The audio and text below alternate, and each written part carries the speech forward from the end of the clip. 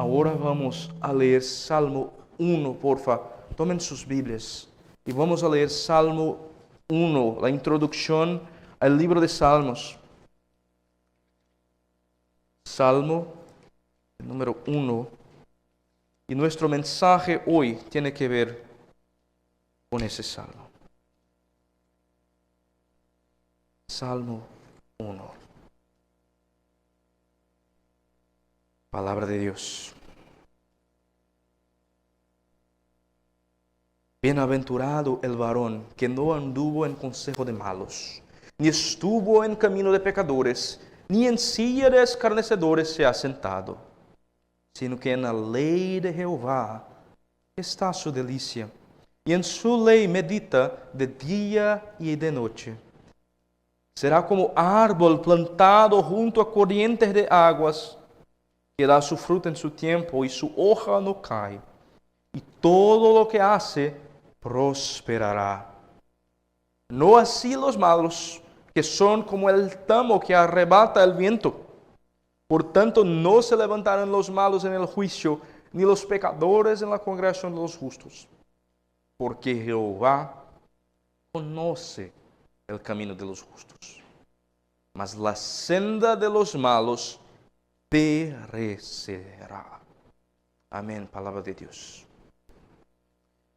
Mis hermanos, un filósofo cristiano, Pascal, há mucho tiempo atrás, y creo que ya utilicé esa cita aquí hace años,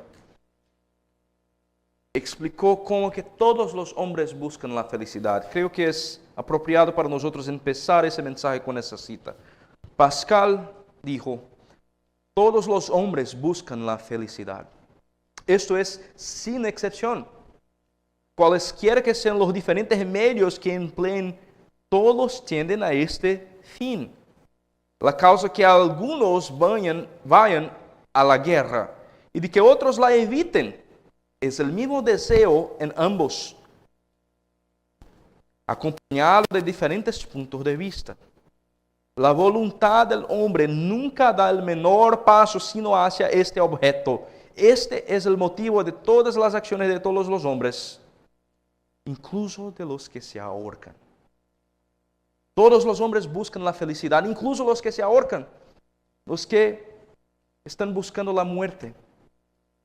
Están buscando la felicidad, están buscando, en medio de su dolor, de su depresión, están buscando al menos tener descanso de eso y tener una sensación de paz. Todos los hombres buscan la felicidad. Eso es un hecho, es básico. Todos buscan, mas no todos encuentran. Claro que la felicidad en ese mundo se puede encontrar en muchos lugares. Hay muchas personas que van a encontrar felicidades pasajeras. Mas en solo un lugar, ese salmo enseña a nosotros que solo un lugar, el hombre va a ser verdaderamente feliz. O utilizando las palabras del salmo, bienaventurado, verdaderamente bienaventurado. Donde es que los hombres se equivocan en hallar verdadera felicidad, verdadera bienaventuranza. Ese salmo enseña a nosotros que ellos se equivocan mientras ellos eligen el camino equivocado. Hay dos caminos y una elección, dos caminos y una elección que tenemos que hacer. Ese es el mensaje de Salmo 1 que introduce todo el libro de los Salmos. Que Dios nos llama a elegir la bienaventuranza al invés del camino de los malos. Y eso Dios hace por medio de Salmo 1 al enseñar a nosotros qué son esos dos caminos y cuál es su destino final. Y es eso que vamos a ver hoy. En primer lugar, el camino de los justos. Después, el camino de los malos. Y después, la consideración de Jehová al final acerca de esos dos caminos. Es un mensaje bien simple. Todos los hombres otra vez están en busca de felicidad, de bienaventuranza, de tener el vacío del pecho satisfecho. Aún mismo los que se ahorcan tienen tanto dolor, tanta tristeza que están en busca de un aliento. Mas aquí hay la receta, aunque no sea tan fácil de aplicarla, mas por lo menos hay la instrucción acerca de cuál camino que trae verdadera bienaventuranza. No falsa felicidad, mas verdadera. Bienaventurado el varón que no anduvo en consejo de malos. Esa primera palabra que introduce el Salmo, bienaventurado, que yo dice que también se puede decir feliz, no es por chance que estoy diciendo eso. Hay dos palabras que mayormente que se traducen en el Antiguo Testamento y mayormente en los Salmos que se utilizan para dar una idea de bendición. Hay dos palabras en hebreo. Una de esas es esa que está aquí. Y hay otra, déjame ilustrar eso rápidamente en Salmo 128. Eso es importante, pues va a ayudar a nosotros a comprender qué quiere decir esa bienaventuranza. Salmo 128 empieza así: bienaventurado todo aquel que teme a Jehová, que anda en sus caminos. Y va a hablar de otras cosas. Y después va a decir así en verso 4 y 5. He aquí que así será bendecido el hombre que teme a Jehová. Bendígate, Jehová, desde Sión. Hay dos palabras en hebreo que están en ese Salmo 128 que ilustran a nosotros dos ideas diferentes de qué quiere decir esa bendición. Una de esas palabras es la palabra que tiene en Salmo 128. Tiene que ver más con la idea de Dios, Baruch. Quizás ya escucharon esa palabra, Baruch, que es un nombre también común a veces en el Antiguo Testamento. Tiene que ver con la idea de Dios ejecutando bendición y de hecho Dios como que creando bendición sobre la vida de una persona. Es un acto de hecho que se puede hacer de bendición, pero también de maldición. Y Dios puede hacer bendición o maldición. Mas esa otra palabra que tenemos en Salmo capítulo 1, bienaventurado, tiene menos que ver con Dios tratando con el hombre y más que ver con el reconocimiento de alguien que tiene la bendición de Dios en medio de los hombres. En otras palabras, y otros ya traducieron ese texto en verso 1 de la siguiente manera: mira qué feliz es el varón que no anduvo en consejo de malos.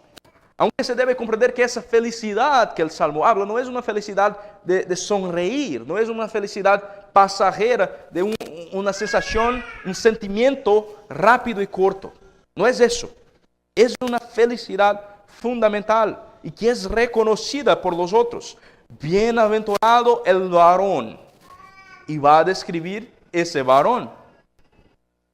Así que ya llegamos al Salmo y el libro de los Salmos llega para enseñar a nosotros cómo que en esa vida y también en la vida futura vamos a ser bienaventurados. Bienaventurados de una manera descriptiva. Bienaventurado el varón. Y aquí tenemos algunas características de ese hombre que está no solamente, más una vez, en un estado de felicidad pasajera, mas es fundamentalmente feliz. Mira que en primer lugar, él es un hombre que es santo. Hay tres maneras, y hablamos de paralelismo en la mañana, ¿no hablamos? Hay un paralelismo de tres veces aquí, tres cosas que son puestas en paralelo en verso 1.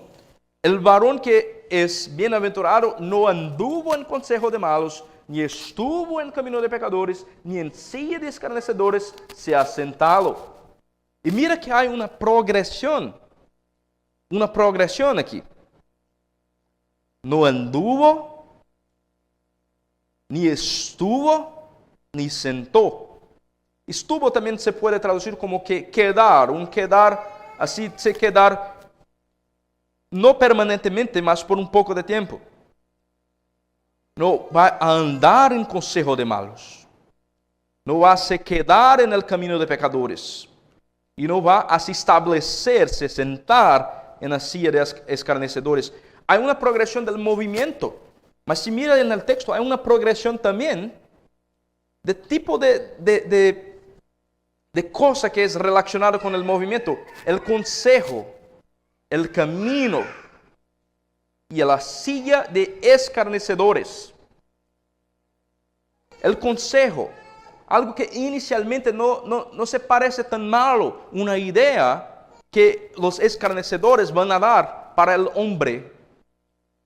Él no va ni mismo a andar en ese consejo. Pero puede ser que alguien que está andando en el consejo de malos va un poco más adelante y se quede por un tiempo en el camino de pecadores. En la práctica de pecado, aunque no sea su estilo de vida, se empezó un hábito. Él no hace eso. Y hay también el estado final de se sentar, de tornarse parte del grupo de escarnecedores. El varón que es bienaventurado, él comprende esa realidad de progresión del pecado. Verso 1 enseña a nosotros que hay una, se quiere utilizar esas otras palabras, hay una cosmovisión, un comportamiento, las amistades, todo eso es un influenciado. La visión del mundo, el consejo, la consejería de los malos no toma su mente. Así que si eso no empieza el proceso, después no pasa de que ese hombre va a tener un comportamiento de se quedar en el camino. Camino es una palabra también que se utiliza frecuentemente en el Antiguo Testamento para hablar del estilo de vida habitual. No va a tener un comportamiento habitual de pecado, pues no escuchó la consejería, el consejo de malos. Y ni va a llegar al último punto de escarnecer, de hablar en contra de Dios, de zombar de la fe. Miren que hay una progresión. No empieza, el pecado no empieza así. El pecado, alguien ya dice así, que si Satanás te da te lleva de... Satanás, si quieres ir al infierno, él te da un coche gratis para que vá al infierno. El pecado no llega para nosotros, mis hermanos, así con Satanás, con chifres y no es así. Llega todo bello, hermoso, como un consejo, como algo que me parece bueno, mas que es en contra de la palabra. El hombre que es bienaventurado, él reconoce la conexión de mente, de práctica de vida, de comportamientos y de amistades, de amigos, de personas que nos cercan. Alguien ya he dicho que nosotros somos la media de las 5 personas que vivimos más cerca, que pasamos más tiempo. Y hay mucha verdad en eso, mis hermanos. Hay mucha verdad en eso. Las personas con quien tú tomas su tiempo, con quien estás por todo el tiempo, tú vas a imitar. Es imposible no imitar. Ahora, después de algunos años de casados, ya hablo de una manera similar a mi esposa. Hay expresiones, hay cosas que hablo de manera similar. Nuestro humor, nuestras bromas son más parecidas. Mejoró un poco su humor desde que casó conmigo.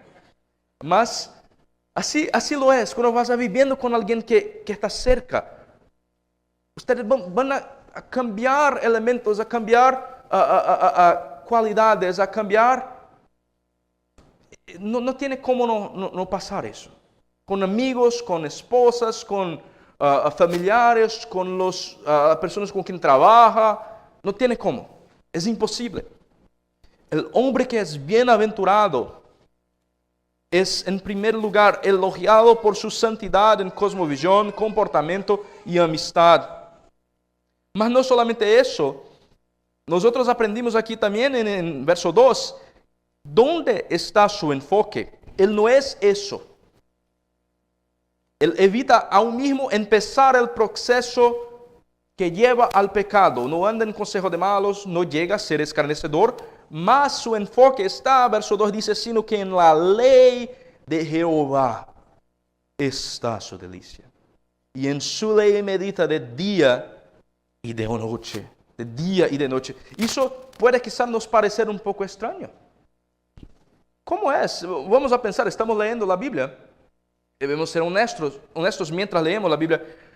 ¿Cómo es que vamos a nos regocijar en una ley? Qué extraño que parece, al menos en una primera lectura. Yo no tengo la costumbre de tomar la Constitución de Brasil y me regocijar leyendo eso. No hago eso. No sé si alguien aquí está leyendo la Constitución de México y si con deleite, con delicia, con alegría, leyendo las leyes de México. Yo tengo mis dudas que eso venga a pasar aquí. Mas, ¿qué es la ley de Dios? Esa es la cuestión, esa es la pregunta. ¿Qué es la ley de Dios? La ley de Dios aquí es Torah y es la palabra que traducimos como ley frecuentemente. Sí, todo bien, no es una traducción necesariamente mala, mas literalmente quiere decir instrucción. No es tanto ley en el sentido de tener una ley como una serie de reglas de tienes que hacer eso y no hacer aquello, aunque esas cosas también están en la Biblia. También tenemos eso, a veces, muchas veces. En Levíticos hay instrucciones específicas de sacrificios, tenemos que hacer, que no hacer, y sí, eso está. Mas Torah tiene que ver con la instrucción del Señor, y que en primer lugar refleja su propio carácter. La ley de Jehová es una expresión para toda la palabra de Dios, toda la revelación del Señor. No solamente reglas de hacer eso o no hacer aquello, mas tiene que ver con quién Dios es. El reflejo de quién es Dios. En las palabras de C.S. Lewis, meditando en los Salmos, él dice algo así que el amor por la ley de Dios no es pedantería, sino es el lenguaje de un hombre encantado por una belleza moral. El lenguaje de Salmo 119, déjame dar esa cita, 119, 97. Oh, cuánto amo yo tu ley. Todo el día es ella mi meditación. La misma cosa que hallamos aquí en Salmo 1. Ese lenguaje, mis hermanos, no es pedantería, no es falsidad, no es tentar forzar algo, es reconocer quién Dios es y cómo Él está reflejado en su ley. Y mayormente, mientras vivimos bajo su ley, disfrutamos y conocemos cómo es maravilloso. Déjame dar un ejemplo, y hay muchos ejemplos. Más una vez soy casado, voy a utilizar a mi esposa como un ejemplo de muchas veces. Se acostumbra. Mas es un buen ejemplo. Mis hermanos, ¿cómo estuve tan agradecido al Señor, con gratitud al Señor, después que nosotros nos casamos? Y cuán maravilloso es experimentar un casamiento que no somos perfectos, somos pecadores, mas que intentamos vivir bajo la ley de Dios. Mira, cuán frecuente, cuán común es que las personas van a seguir y buscar relacionamientos de una manera que la palabra de Dios no enseña. Y cuántas veces ya no tuve que tratar de eso pastoralmente, viendo la desgracia que se pasó después, toda la destrucción que hubo, cómo que las personas dan a sí mismos y sus corazones y se destruyen y tienen heridas, y después tenemos que tratar pastoralmente, pues no estaban buscando en la palabra de Dios un relacionamiento santo, un relacionamiento que Dios va a bendecir, un relacionamiento bienaventurado. ¿Cuán frecuente es? Eso es solo una parte de la vida. La vida es mucho más que relacionamientos, mas una parte de la vida, relacionamientos amorosos, que para mí es muy claro pastoralmente, después de algún tiempo teniendo que tratar de eso y viendo la destrucción que es tener relacionamientos incluso íntimos fuera de la relación de casamiento, y después quedan las memorias, queda todo aquello, todo lo que pasó. No que Dios no puede restaurar, Dios puede hacer todo. Hay esperanza para todos, pero quedan las cicatrices muchas veces. Y cuán grato soy, y no soy mejor que nadie, no me comprendan mal, mas cuánta gratitud que tengo al Señor por tener casado con una mujer de Dios. Y cuánta gratitud tengo que ella me aguanta, me soporta. Pues nuestro casamiento es basado en algo mayor que yo amar a ella y ella amar a mí. Eso es muy débil. Hay una hora que el sentimiento pasa. Hay una hora que el sentimiento no es suficiente. Mas regresamos a la palabra de Dios y vamos a decir, hicimos un acuerdo delante del Señor, una alianza delante del Señor, y eso va a sostener nuestro relacionamiento, que ella va a me perdonar, yo voy a perdonar a ella, y eso va a mantener el relacionamiento. Hay cosas que la palabra de Dios enseña a nosotros, como, por ejemplo, cómo relacionarse amorosamente, que muestran para nosotros eso. Que de hecho la ley de Jehová, la enseñanza de Jehová, es placentera, es perfecta, es sabiduría para nuestras vidas. Así que el salmista en verso 2, meditando, hablando de ese varón, de ese hombre tiene la capacidad en todas las áreas de la vida de reconocer que la ley de Jehová es su delicia. ¿Comprenden que eso no son solamente reglas, mas que es vivir a la ley de Dios y tener su delicia en vivir a la ley de Dios? Meditar de día y de noche en esa ley, ver cómo que el Señor sostiene a nosotros. Ese hombre es encantado por la palabra de Dios. Esa es su constante meditación. Por eso que él medita de día y de noche, de día y de noche. Frecuentemente, a menudo. No es que de 9 horas de la mañana está meditando y después 9 horas de la noche está meditando. Eso es una figura de lenguaje. Una figura de lenguaje que utiliza opuestos y esos opuestos involucran todo lo que está en medio de ellos. Quiere decir que por doquier y todo tiempo está meditando en la palabra de Dios. No quiere decir que él no tiene trabajo, no quiere decir que no hace otras cosas, sino estudiar la Biblia, es un nerd de teología. No es ese el punto, mis hermanos. Mas su vida es guiada por la palabra de Dios, está en su mente, es su adoración, es Dios basado en la palabra. Él ama a Dios, ama su ley.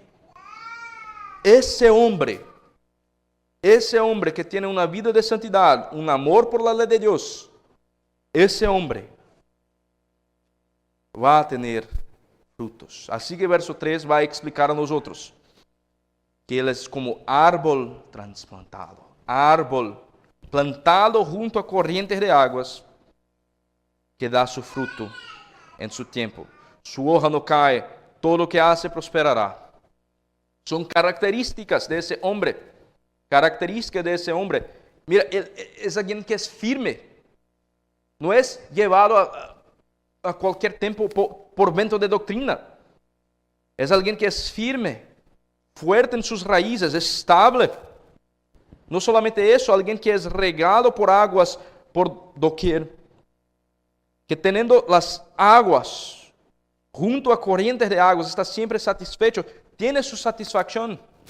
Esa figura de ese árbol es de un hombre que es firme, que tiene su satisfacción en el Señor, no tiene sed, no está por todo tiempo como vivimos muchas veces en ese mundo, cuando nos olvidamos del Señor, buscando un placer y después otro placer y alguna otra cosa que venga a satisfacernos. ¿Cuántas veces vemos eso? Los hombres alrededor que buscan su satisfacción en su trabajo y no tienen lo que quieren y tienen alguna cosa que les quedan enojados y van a buscar satisfacción después en vida amorosa y después en eso, en aquello, ídolo tras ídolo, tras ídolo, tras ídolo. Más una vez, utilizando el ejemplo de casamiento, si mi satisfacción está en mi esposa, en último lugar, nuestro casamiento ya se fue. Ella no puede soportar el peso de ser mi ídolo. Y la misma cosa, lo opuesto.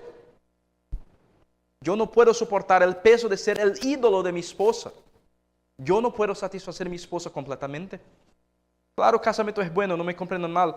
Mas yo necesito estar en el medio, ser el centro de todas nuestras vidas. Si alguien que piensa en casar y piensa que eso va a resolver todos sus problemas, no va. Tener el empleo mejor que deseas, no va. Tener la profesión y la capacitación profesional que deseas para ser el mejor en tu área, va a hacerte satisfecho completamente, no va.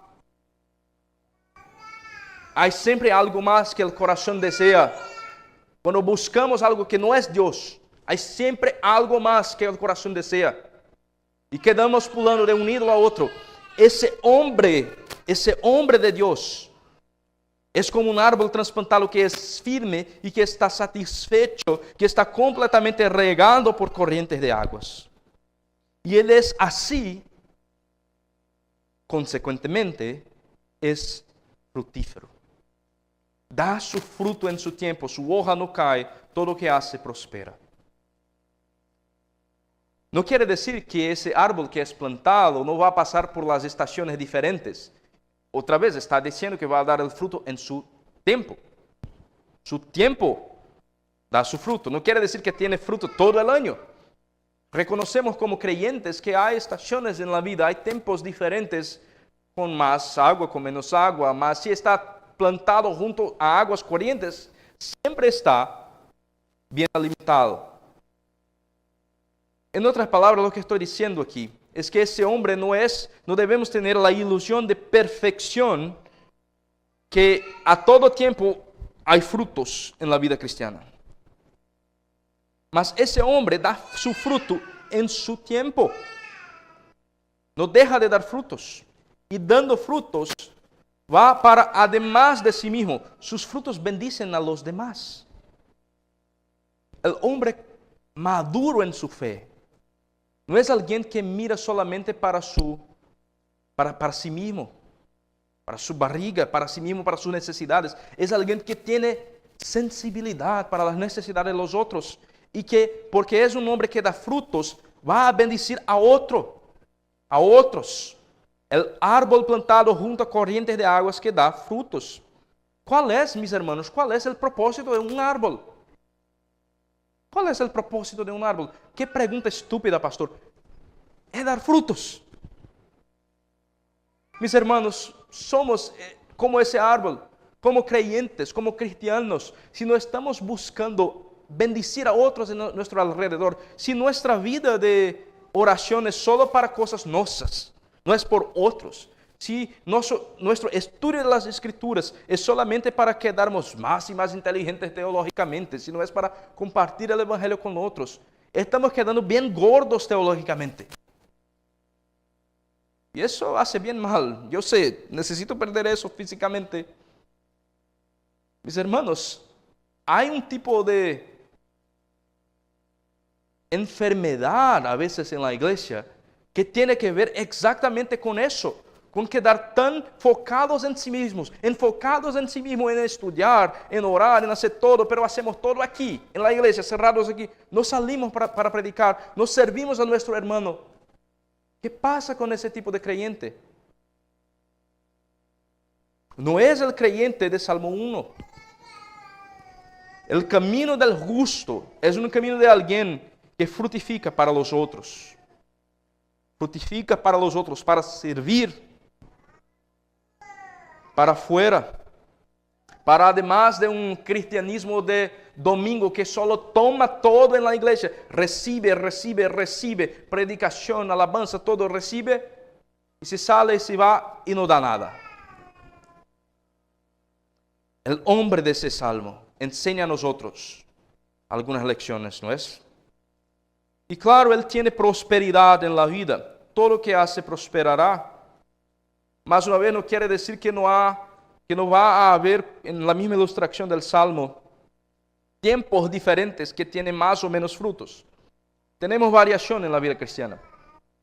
Tenemos variación, mas quiere decir que de una manera fundamental ese hombre es bienaventurado, es feliz, no con una felicidad de sonreír momentáneamente, mas de tener la cuestión principal de su vida resuelta, satisfecha, la cuestión del pecado. Ese hombre que conoce a Dios, que es bienaventurado, ese hombre de Salmo 1, es el hombre que es modelo para nosotros. Mas mira que después tenemos un otro tipo de camino. Verso 4, y también voy a regresar a verso 1, está hablando de los malos. Ese salmo, más de una vez, habla de dos caminos y una elección que tenemos que hacer. Dos caminos, una elección. Y ese segundo camino, que es nuestro segundo punto, es el camino de los malos. Más una vez, tratamos del verso 1 que El hombre bienaventurado, el varón bienaventurado, él no va a andar en consejo de malos, en camino de pecadores, en silla de escarnecedores. Aquí hay también una descripción del camino de los malos. El camino de los malos es mal en su mentalidad. En su mentalidad, el consejo de malos tiene que ver con una manera de pensar, una cosmovisión, si quieren poner así, una visión de mundo que es marcada por mal. Y esa visión, esa comprensión de la realidad que rechaza a Dios, lleva al segundo punto, que es el caminar, el camino de pecadores. Más una vez, eso habla de un estilo de vida, de una práctica, un estilo de vida, de camino de pecadores, una manera de pensar, lleva a una manera de vivir. No tenemos cómo separar esas cosas, mis hermanos. Cómo pensamos cambia cómo vivimos. Y ese estilo de vida puede llegar hasta el punto, en esa descripción del camino de los pecadores, de transformar a alguien en escarnecedor. Recuerden que más temprano en la mañana yo hablé que hay 3 palabras en Proverbios para hablar del tolo. Hay una palabra que muchas veces la Biblia en el Antiguo Testamento, en el hebreo, va a ser traducido como alguien que es sencillo o simple. Hay otra palabra que es alguien que es tolo, normalmente se traduce tonto en general. Mas hay otra palabra, que es la palabra utilizada aquí, que es la palabra para los escarnecedores. Los que no solamente les falta conocimiento acerca de Dios y podrían ser influenciados de una manera u otra, mas teniendo conocimiento de Dios, como dice Romanos capítulo 1, teniendo conocimiento de Dios, lo rechazan y transforman la gloria del Dios incorruptible en semejanza de gloria de animales, dice Romanos 1. Es ese tipo de persona que es aquí referido en la silla de escarnecedores. Esa silla de escarnecedores es la última etapa de rebeldía. Empieza con una comprensión, una visión del mundo que es mala, que rechaza a Dios, que lleva un hábito de vida, un camino de pecadores, y llega a su ápice, a su punto máximo, en una silla de escarnecedores. Y no solamente rechazar a Dios, mas tener placer en rechazar a Dios, en predicar en contra de Dios. Eso es lo que estamos viendo aquí. Ese es el camino de los malos que ese salmo está hablando. Y contrastando con el camino de ese varón bienaventurado. Y mira que también hay una descripción de las consecuencias de eso, así como el primero, aquí también hay en versos 5, 4 y 5, no así los malos. Los malos no son como el árbol plantado junto a corrientes de aguas, no así los malos que son como el tamo que arrebata el viento. Por tanto, no se levantarán los malos en el juicio, ni los pecadores en la congregación de los justos, porque Jehová conoce el camino de los justos. Vamos a tratar el verso 6 después. Mas esa imagen del tamo es interesante. Se puede decir también paja, se prefiere. En el Antiguo Testamento hay algo que se llama era. Frecuentemente, a menudo, en el Antiguo Testamento vamos a ver la referencia a esa era. ¿Qué es esa era? ¿Conocen esa palabra? Era. Muy bien. Eso es el lugar, normalmente una superficie más así dura, en que se tomaban, por ejemplo, el trigo. Se toma el trigo y para poder retirar los granos de trigo del trigo, tienes que darle con el trigo en la era, que es una superficie más dura. Y haciendo eso vas a separar. Hay 2 maneras mayormente que se hacía eso. Por ejemplo, si quiere ver en Ruth capítulo 2, verso 17, hay un ejemplo de cómo que personas cuando no tenían animales tomaban el trigo y batían en la era con quizás algún objeto. Mas también se puede poner animales para caminar encima y quebrar todo y separar. Y después va a quedar el grano y el tamo, o la paja. Y cuando se queda el grano y la paja, van a jugar para arriba, en algún lugar con mucho viento. Y el viento va a venir y va a sacar el tamo o la paja para lejos y va a dejar el grano, que es lo que es bueno y tiene más carga, que va a caer, tiene más peso. Así que esa es la descripción, una imagen que es muy común para los tiempos bíblicos, necesito explicar para nosotros, mas esa es la descripción de verso 4. Los malos no son como el árbol plantado junto a corrientes de aguas, que es firme, regado, fructífero, próspero, ya hablamos de eso. Mas es como el tamo, como la paja. El mal es instable. El hombre mal, el varón mal, que no anda según el consejo de Jehová, la ley de Dios, mas según su mal consejo, es como la paja que arrebata el viento. El tamo que arrebata el viento es instable, es algo seco, sin vida, que no tiene valor, que no tiene frutos, que no puede ayudar a los otros. Es inútil, es algo sin prosperidad real o duradera. Mira qué contraste que el salmista hace aquí.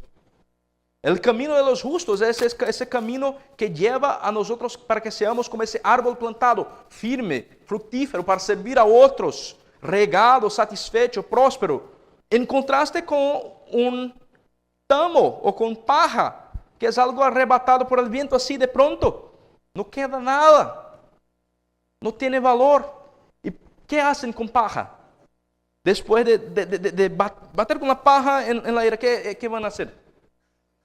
Fuego. Van a quemar. Y eso es lo que pasa luego después. La idea de juicio que va a venir después. Por tanto, porque ellos son como ese tamo que arrebata el viento, instables.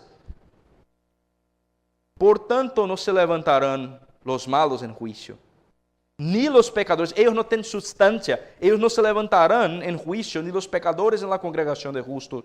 Y aquí llegamos a nuestro último punto, que es la consideración de Jehová de esos dos caminos. Hay esos dos caminos. Dos caminos, una elección. Y Jehová hace su consideración ahora en sus últimos versos. Porque Jehová conoce el camino de los justos, mas la senda de los malos perecerá. Perecerá.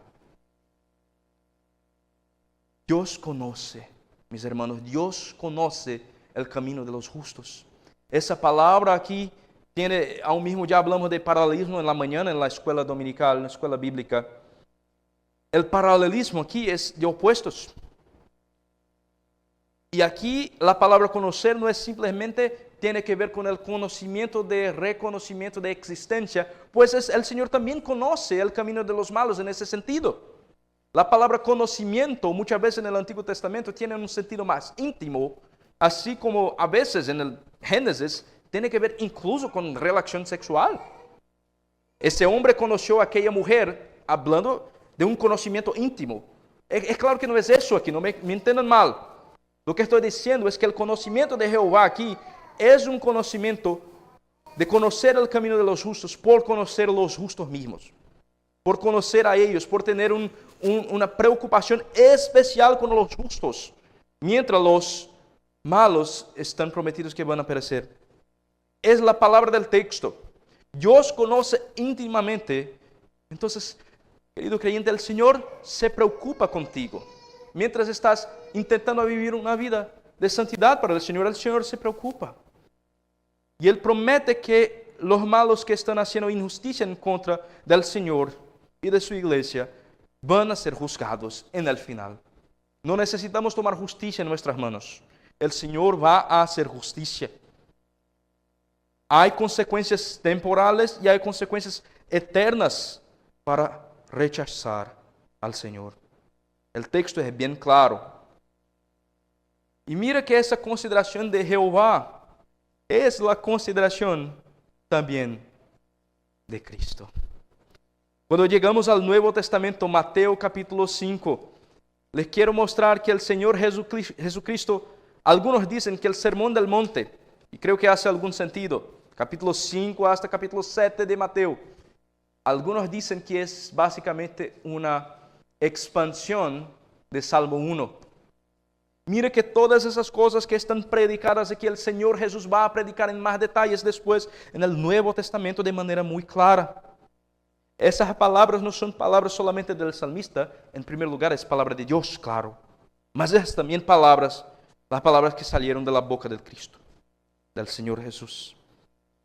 Dios, el Señor Jesús va a prometer, en capítulo 5, versos 1 hasta 12, va a explicar lo que son las bienaventuranzas. La misma palabra equivalente del hebreo va a aparecer aquí en griego. Bienaventurado, bienaventurado, bienaventurado. Él va a predicar quién es ese hombre bienaventurado. Va a enseñar a nosotros cómo sermos fructíferos, como árboles, cómo ser sal de la tierra, luz del mundo. Va a enseñar a nosotros un amor por la ley de Dios, versos 17 hasta adelante, hasta 20. Va a hablar de amar la ley de Dios. Y va a enseñar a nosotros qué es la ley de Dios en detalles. Que tiene que ver con el corazón en capítulo 5. Y si continúas, vas a ver también que Jesús enseña en capítulo 6, si vas a leyendo todo ese sermón, ese mensaje de Cristo, Él enseña también acerca de otras cosas. Acerca de amar el reino de Dios en primer lugar y su justicia. Hasta llegar en el capítulo 7 y enseñar sobre juicio. Que hay una puerta estrecha, versos 13 y 14 de 7. Entrad por la puerta estrecha, porque ancha es la puerta, espacioso el camino que lleva a la perdición. Muchos son los que entran por ella, el camino de los malos. Porque estrecha es la puerta y angosto el camino que lleva a la vida, y pocos son los que la hallan. Una aplicación del camino de los justos. ¿Y cómo que conoces a los que están en cada camino? Por sus frutos. Se guarden de los falsos profetas, pues ellos vienen y van a conocerlos por sus frutos. ¿Y cómo es que él va a concluir el sermón? Con una historia de los que van a llegar en el último día de juicio. Para decir, Señor, ¿vamos a entrar en el reino de los cielos? No, no van. No conozco a ustedes. Y con la última historia de que todo tiene que ver con dónde pones su fundamento, dónde edificas su casa, sobre la roca o sobre arena. En otras palabras, todos los temas de ese salmo están allá. Y hay algo más. A mí me parece que nosotros vemos a Cristo en ese salmo de otra manera también, pues aunque nosotros miramos a ese salmo y vemos ejemplos buenos para nosotros, solamente hay uno que es el hombre perfecto. Solo hay uno varón que perfectamente no anduvo en consejo de malos, ni estuvo en camino de pecadores, que perfectamente no se ha sentado en silla de escarnecedores. Solo hay un varón perfecto que da frutos abundantes. Solo hay un varón perfecto que es como ese hombre. Y es así, mis hermanos, que debemos leer ese salmo, comprendiendo que tenemos no solamente un ejemplo, mas tenemos un Señor que da a nosotros la capacidad de vivir como ese hombre. Si miramos a Salmo 1 solamente como un ejemplo, vamos a tener una carga, un peso muy grande. Pues no tenemos la capacidad de nosotros mismos de sermos perfectos como ese hombre, como ese varón. Mas en Cristo Jesús podemos elegir por gracia del Señor ese camino de bienaventuranza, al invés del camino de los malos que va a llevar a muerte. Jehová conoce esos dos caminos, presenta a nosotros esos dos caminos hoy. De hecho, que Jesucristo es ese hombre perfecto no es algo que yo reconocí de mi mente. Y voy a encerrar con eso aquí. Había una historia de un hombre que hizo una visita a Jerusalén. Es una historia verdadera. Ese hombre, Joseph Flax, hizo una visita a Palestina, a muchos años atrás. Y él tuvo la oportunidad de dirigirse, de hablar con una reunión de judíos y árabes y tomó como tema tomó como tema el primer salmo. Y después de hablar un poco del salmo, preguntó a esos hombres, ¿quién es este hombre bendito de quien habla el salmista? Este hombre nunca anduvo en el consejo de los impios, ni se interpuso en el camino de los pecadores, ni se sentó en la silla de los escarnecedores. Era un hombre absolutamente inmaculado, dijo Joseph Flax. Y nadie habló en aquella reunión. Y Flax otra vez dijo para ellos, ¿era él nuestro gran padre Abraham? Y un anciano allá dijo, no puede ser Abraham. Abraham negó a su esposa y dijo una mentira acerca de ella. Bueno, ¿será que fue el legislador Moisés? Otro dice, no puede ser. Moisés mató a un hombre, perdió a los estribos junto a las aguas de Meribá. Otra persona hizo la sugerencia de David, y también no era David. Sabemos de los pecados de David. Hubo un largo silencio en esa reunión. Entonces un judío anciano se levantó y dijo, hermanos míos, aquí tengo un librito que se llama el Nuevo Testamento. Lo he estado leyendo y si pudiera creer en ese libro, si pudiera estar seguro de que es verdad, diría que el hombre del primer salmo fue Jesús de Nazaret. Mis hermanos, solo hay un hombre que fue perfectamente justo, que caminó de una manera perfectamente bienaventurada. Y por ese hombre y por su sacrificio vicario de sustitución, tenemos esperanza. Cristo, Él dio el ejemplo del camino justo, pero no solamente el ejemplo. Él caminó con justicia en nuestro lugar, en lugar de pecadores. Él hizo mucho más con su muerte, con su resurrección. Él es ahora el camino. Él es el camino. Por eso Él dice, yo soy el camino, la verdad, la vida. Y nadie viene al Padre sino por medio de mí. Juan 14:6. Mis hermanos, como has oído hablar de los dos caminos hoy, les voy a decir una vez más. Hay dos caminos, una elección. Dos caminos, una elección. Elige hoy el camino que va a caminar. Elige hoy el camino que va a seguir. Y te voy a decir que el mejor camino que el Señor enseña a nosotros a seguir es ese camino llamado Jesucristo. Él es el camino de los bienaventurados. Entonces, ven a Cristo. No vas a perecer. Ven a Cristo, creyente. Sigue en ese camino hasta el final y sí tendrás vida abundante. Amén. Vamos a orar. Señor Dios, te damos gracias, pues tenemos su palabra, Señor. Qué palabra maravillosa tenemos, Señor. Que del principio hasta el fin es la palabra de Cristo Jesús. Es la palabra que enseña a nosotros un camino de vida, un camino de salvación. Salvación de nosotros mismos, salvación de nuestros ídolos, salvación del pecado. Así que, Señor, llegamos a ti. Llegamos a ti en oración ahora y pedimos, Señor, para que el Señor venga a guiar a nosotros en ese camino dichoso, en ese camino de bienaventuranza, en Cristo Jesús, que es el camino, la verdad y la vida. Hace eso para mí y para mis hermanos, para los que están escuchando ese mensaje hoy, aquí, y quién sabe otra vez cuando sea grabada y enviada para la internet. Señor, oramos que el camino que es Jesús sea nuestro camino. Venga a aplicar la palabra predicada al corazón, Espíritu Santo. Es lo que oramos en el nombre santo de Cristo Jesús. Amén.